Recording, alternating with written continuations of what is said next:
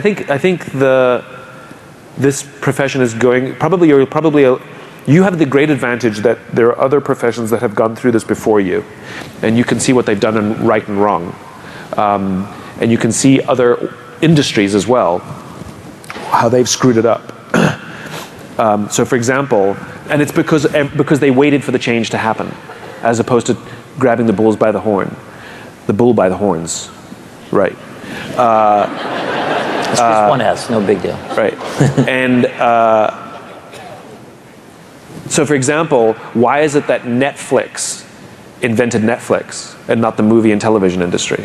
It's because the movie and television industry were protecting their old business model and literally ignorant of the fact that the world was changing around them. You know, Netflix had this new subscription model, and it was a small company. Blockbuster, which was the 800-pound gorilla, like, you remember when we used to get DVDs in the mail? So, like, they knew streaming was coming. They just didn't. It just wasn't there yet. And so the CEO of Blockbuster went to the board and said, "I think we should explore subscription, because this little thing called Netflix is onto something that's gonna happen when the technology gets better." And the board wouldn't let him change the business model to subscription because they made 12% of their revenues from late fees. And look what happened. Blockbuster does not exist, except for one store in northern Canada. And Netflix is the dominant force in television and movies. Why is it that a computer company invented iTunes and not the music industry? It's because they saw the change coming, and the music industry was still trying to protect selling albums in stores, because they saw their customer as Tower Records and HMV, whereas iTunes, Apple, saw the customer as the person who actually buys and listens to the music. Why is it that Amazon invented Amazon and the e-reader, and publishing industry did not even invent the Kindle?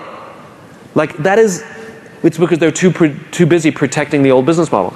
So I think if you go down this route of protectionism, of protecting what we have and staving off change, you are signing your own death warrant. And if it's not your death warrant, your business is going to become way more difficult, and another firm or another that may be completely outside your profession. Remember, iTunes, Netflix, all of these were companies completely outside their own industry. In other words, they couldn't even figure out which one of you it's going to be, because it won't be any of you. It might be a software company that'll completely eviscerate your profession.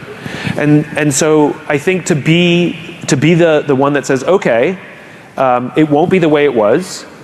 We can't defend the way it was, and we're going to have to imagine, what if we were to invent our industry now, knowing nothing? What would we do? And again, this goes back to the question of why. Well, why did you get into the industry in the first place? Did you get into this profession because your parents told you to and you can make a good living?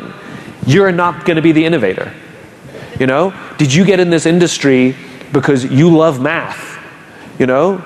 You're not going to be the innovator. Did you get into this industry, and do you love this industry when you really get to help people re-understand and reimagine how to build an organization? Because when you can understand the language of mathematics, when you can understand the language of a balance sheet, as clearly as you can understand the language of cultural change, it's kind of like that, right? It's the rational and the emotional. And we said it before, which is the numbers are only half a picture of the health of the business. And if you got in this industry to be of service to human beings who are trying to do bigger things for themselves, for their families, for society, through their customers, you might be onto something. So the question is, what value do you offer to the people who buy your product? Now, how would you do that in this new changing day and age?